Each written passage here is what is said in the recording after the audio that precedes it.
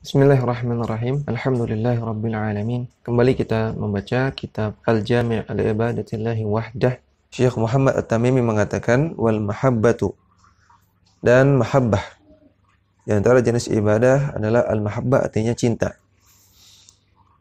Di catatan kaki 12, Syekh Shalih Fauzan mengatakan al-mahabbatu, cinta, laha maqamun 'azimun fil ibadati, memiliki kedudukan yang agung dalam ibadah.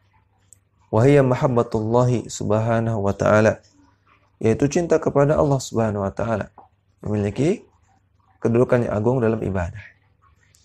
Li'anal mahabbata ala qismain, karena cinta itu ada dua jenis. Mahabbatun ibadatun, cinta yang berupa ibadah. Wahiyya allati yakunu ma'aha dhullun wa khudu'un lil mahbubi, yaitu rasa cinta yang disertai dengan dhullun, perendahan diri, khudu'un, ketundukan kepada objek yang dicintai. Wa hadza la takunu illa lillahi subhanahu wa ta'ala, dan cinta yang seperti ini tidak boleh diserahkan kecuali kepada Allah subhanahu wa ta'ala.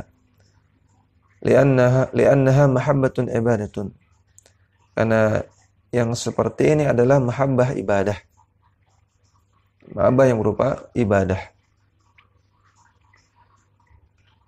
Amma an-naw'u tsaniyu, adapun mahabbah yang jenis kedua, wal mahabbatu tabi'iyatu, yaitu mahabbah yang sifatnya tabi'i, manusiawi. Ka'an tuhibbal mala, seperti kalau Anda cinta kepada harta. Wa tuhibba zawjataka, atau Anda cinta kepada istri Anda. Wa tuhibba auladaka, atau cinta kepada anak-anak Anda. Wa tuhibba walidaika, atau Anda cinta kepada kedua orang tua Anda. Wa tuhibba man ahsana ilaika, atau Anda cinta, Anda senang kepada orang yang berbuat baik kepada Anda. Hadhihi mahabbatun tabi'iyatun la tu'addu minal ibadati, maka semua ini adalah cinta yang sifatnya manusiawi, yang tidak dianggap sebagai ibadah. Li'annaha laysa ma'aha dhullun wa laysa ma'aha khudu'un, karena di dalamnya tidak terdapat perendahan diri dan tidak terdapat ketundukan secara total. Wa innama hiya mawaddatun mujarradatun, namun ini sekedar cinta saja, cinta semata. Illa idza qaddama, atau idza qaddama mahabbata hadhil asya'i ala mahabbatillahi ta'ala, kecuali kalau seseorang mengedepankan kecintaan pada perkara-perkara di atas, cinta kepada harta, cinta kepada istri, cinta kepada anak, kepada orang tua, atau cinta kepada seseorang, ini lebih dikedepankan, lebih diutamakan daripada cinta kepada Allah Ta'ala. Ya, artinya misalnya seseorang lebih taat kepada atasannya daripada kepada Allah, lebih taat kepada orang tuanya daripada kepada Allah. Ya, atau seseorang demi cinta kepada yang dia cintai, kekasih yang dia cintai, maka dia berani melanggar apa yang Allah perintahkan atau melanggar apa yang Allah larang. Ya, maka fa innahu yakunu alaihi wa'idun syadidun, maka cinta yang seperti ini diancam dengan ancaman yang sangat keras oleh Allah Subhanahu wa taala. Kama qala ta'ala, sebagaimana Allah Ta'ala berfirman dalam surat At-Taubah ayat 24. Allah katakan, qul in kana aba'ukum wa abna'ukum wa ikhwanukum wa azwajukum wa ashiratukum, katakanlah, andaikan ayah-ayah kalian, ya, anak-anak kalian, saudara-saudara kalian, suami-suami kalian, istri-istri kalian, wa amwalun iqtaraftumuha, dan juga harta-harta yang kalian kumpulkan, wa tijaratun takhshawna kasadaha, dan juga jual beli yang kalian sangat-sangat takut mengalami kerugian, wa masakinu taradawnaha, dan juga rumah-rumah yang kalian senangi. Ahabba ilaikum minallahi wa rasulihi. Itu semua lebih kalian cintai daripada Allah dan Rasulnya. Wa jihadin fi sabilihi. Dan juga jihad di jalan Allah. Ya. Ini disebutkan di kitab ini cuma sampai sini. Ya.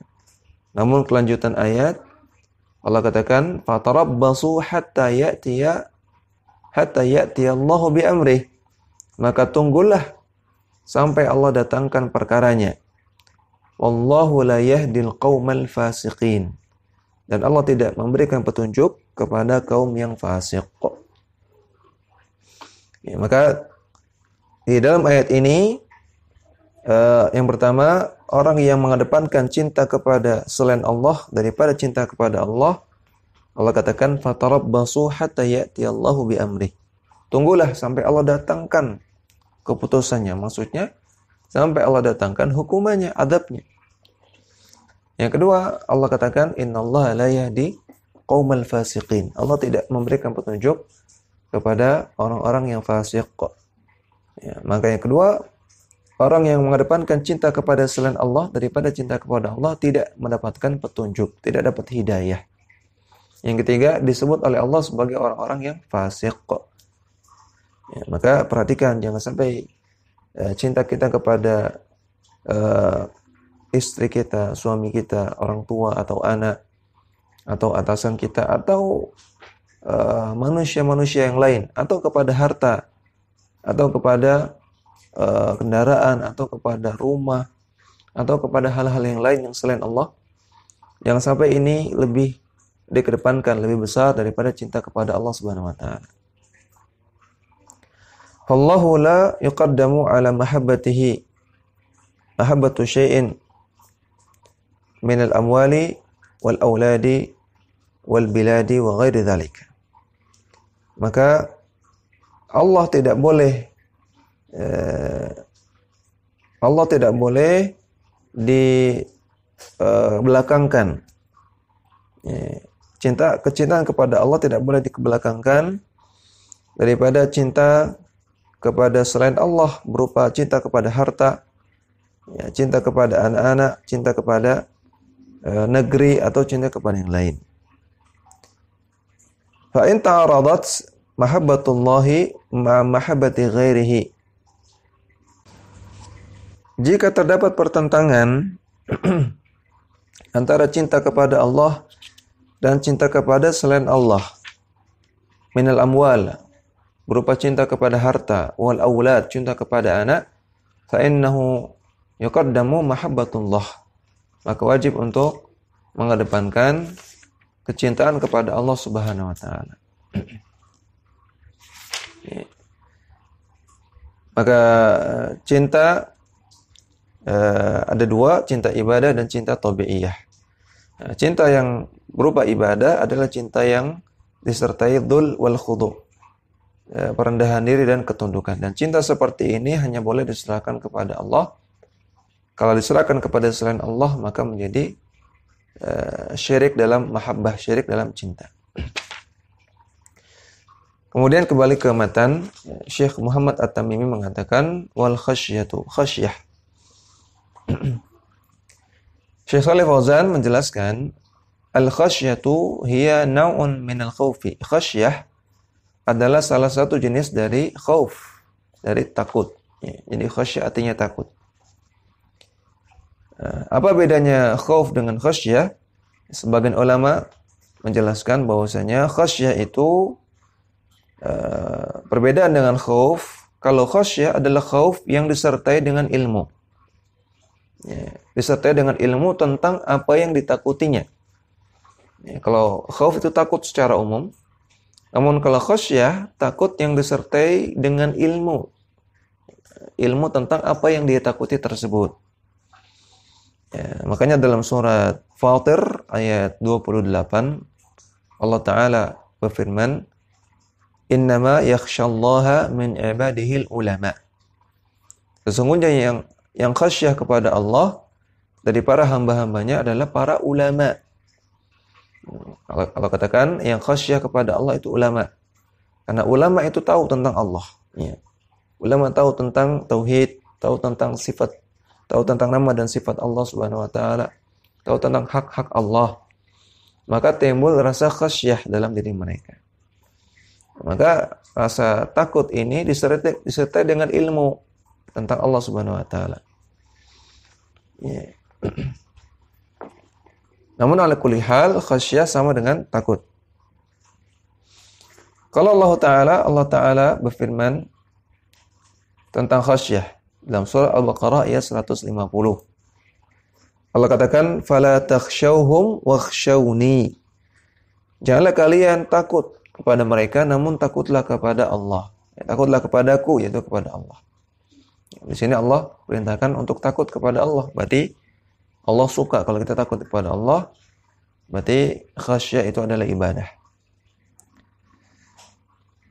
Fala tuqaddamu khasyatul makhluqi ala khasyatillah. Maka tidak boleh dikedepankan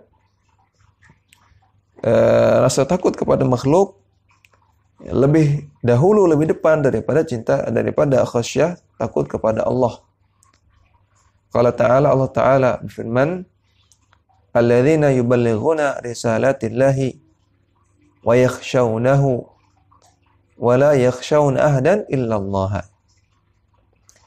Yaitu orang-orang yang menyampaikan risalah-risalah Allah dan mereka takut kepada Allah dan mereka tidak takut kecuali kepada Allah. Mereka tidak takut kepada siapapun kecuali kepada Allah. Surat Al-Ahzab ayat 39. Ya, maka kalau seseorang takut, misalnya takut kepada pohon keramat, ya, takut kepada kuburan keramat, dan rasa takutnya ini membuat dia rela untuk melakukan hal-hal yang dilarang oleh Allah Subhanahu wa taala. Takut kepada kuburan keramat, kemudian dia karena takutnya dia harus pasang sesajen. Ya, maka takutnya dia kepada kuburan mengalahkan takut dia kepada Allah. Sehingga dia harus melanggar apa yang Allah larang, itu pasang sesajen. Ya, berarti dia lebih khasyah kepada makhluk ya, daripada kepada Allah Subhanahu wa taala, dan ini juga bentuk kesyirikan.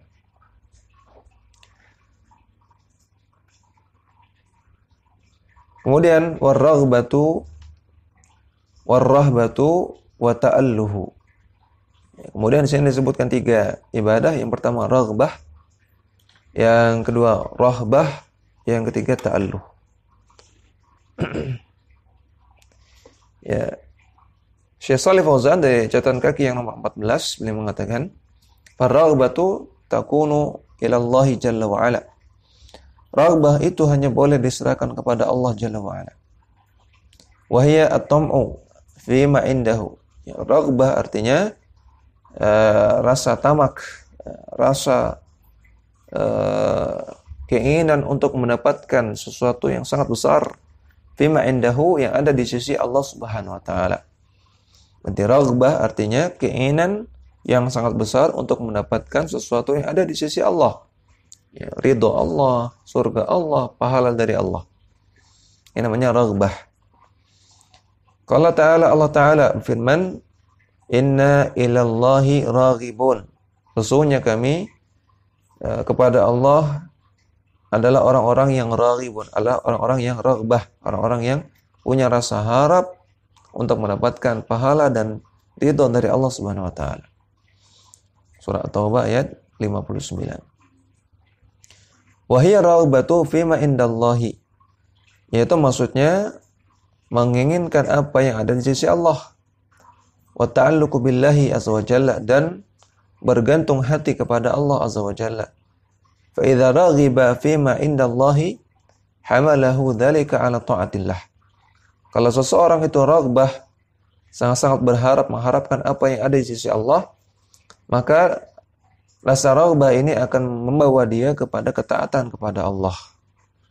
Ya, diawali dengan raghbah, atau raghbah ini sering diterjemahkan sebagai motivasi. Ya, kalau timbul motivasi dalam diri kita untuk mendapatkan apa yang ada di sisi Allah berupa pahala dan juga berupa ridha Allah dan juga surga Allah, maka motivasi ini akan membawa kita untuk melakukan ketaatan kepada Allah. Wa taqdimi ridallahi subhanahu wa ta'ala, dan membawa kita untuk mendahulukan ridha Allah subhanahu wa ta'ala dibanding apapun. Kemudian catatan kaki 15, warrahbatu kadzalika hiya naun minal khaufi. Demikian juga rahbah. Rahbah adalah salah satu bentuk dari khauf. Ya, jadi rahbah juga artinya khauf, takut. Namun sebagian ulama menjelaskan bahwasanya bedanya rahbah dengan khauf. Kalau khauf itu takut secara umum. Kalau rahbah itu makrunun bil amal. Ya, kalau rahbah itu disertai dengan adanya action. Kalau khauf terkadang tidak ada action, sekedar rasa takut saja. Namun kalau rahbah itu disertai dengan adanya action. Ya, misalnya kalau seseorang takut kepada neraka, maka dia actionnya bertobat, actionnya beristighfar, actionnya melakukan ibadah. Maka ini rahbah. Qala ta'ala, Allah Ta'ala berfirman, wa iyaya farhabun, dan hanya kepadaku lah hendaknya mereka takut. Ya, surah Al-Baqarah ayat 40. Yajibu an tarhaballaha wa takhafa minallahi wa takhshallaha. Wajib bagi Anda untuk takut kepada Allah dan takut kepada Allah dan khasyah. Yang pertama, wajib bagi Anda untuk rahbah kepada Allah, khauf kepada Allah, dan khasyah kepada Allah. Ya, semuanya artinya sama, takut. Wala tarhabul makhluqina, dan janganlah engkau takut kepada makhluk. Rahbatan taj'aluhum fi manzilatillahi, dengan jenis rasa takut yang membuat mereka, para makhluk, itu seperti punya kedudukan yang sama seperti Allah. Au yusawunallaha azza wa jalla, atau Anda menyamakan makhluk dengan Allah Subhanahu wa taala dalam masalah takut. Ya, seperti misalnya seperti yang sudah kita bahas tentang khauf sir.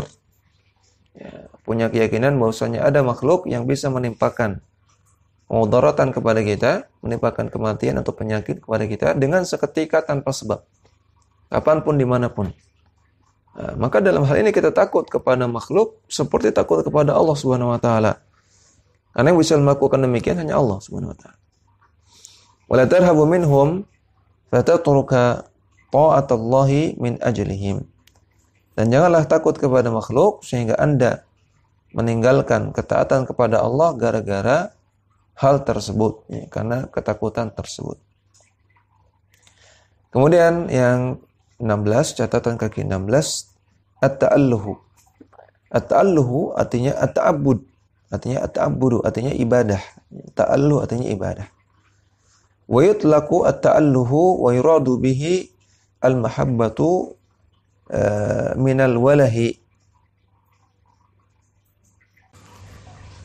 Dan ta'alluh itu yutlaku dimaknai, wa yuradu dan dimaksudkan untuk menyebutkan al-mahabbah, cinta. Dari kata-kata al-walah, al-walah wa huwa al-mahabbatu, artinya cinta, sama. Ya, maka ta'alluh artinya ta'abbud, ibadah. Namun terkadang ta'alluh juga artinya mahabbah, cinta. Ya. Dan ini ada korelasinya karena ibadah tidak didasari oleh cinta. Bagaimana kita sudah bahas di awal-awal. Hadza haqqun lillahi subhanahu wa ta'ala. Ini adalah salah satu hak Allah subhanahu wa ta'ala. Fal uluhiyatu haqqun lillahi azza wa jalla. Maka uluhiyah, ya, uluhiyah artinya keberhakan untuk diserahkan ibadah, ya, keberhakan untuk diibadahi. Itu adalah hak Allah azza wa jalla. La yajuzu ayyutakhadha ma'hu ilahun akharu yu'allahu wa yuhabbu wa yu'badu ma'allahi azza wa jalla. Tidak boleh kita mengambil yang selain Allah sebagai sesembahan yang lain bersamaan dengan menyembah Allah. Yang sesembahan tersebut yu'lahu, disembah, wa yuhabbu dan dicintai. Ya, wa yu'badu dan disembah ma Allah bersamaan dengan juga menyembah Allah. Fal uluhiyatu haqqun lillah, maka uluhiyah itu hak bagi Allah semata. Allah katakan, wa huwa alladzi fis sama'i ilahun wa fil ardi ilah. Wa huwal hakimul alim, dan dialah Allah yang ada di langit sebagai ilah, sebagai sesembahan, dan di bumi juga sebagai sesembahan. Ya, Allah adalah sesembahan di langit dan di bumi. Wa huwal hakimul alim, dan dialah Allah yang maha hikmah hukumnya, dan alim maha mengetahui. Surat Az-Zukhruf ayat 84. Yakni ya'luhuhu wa ya'buduhu wa yuhibbuhu ahlus sama'i wa ahlul ardi. Maksud dari ayat ini adalah para penduduk langit dan para penduduk bumi itu ya'luhuhu, menyembah Allah, wa ya'buduhu dan menyembah Allah, wa yuhibbuhu dan mencintai Allah Subhanahu wa taala. Ya, demikian yang bisa kita baca, mudah-mudahan bermanfaat. Wassallallahu ala nabiyina Muhammadin wa ala alihi wa sahbihi wasallam. Dakwah semampumu.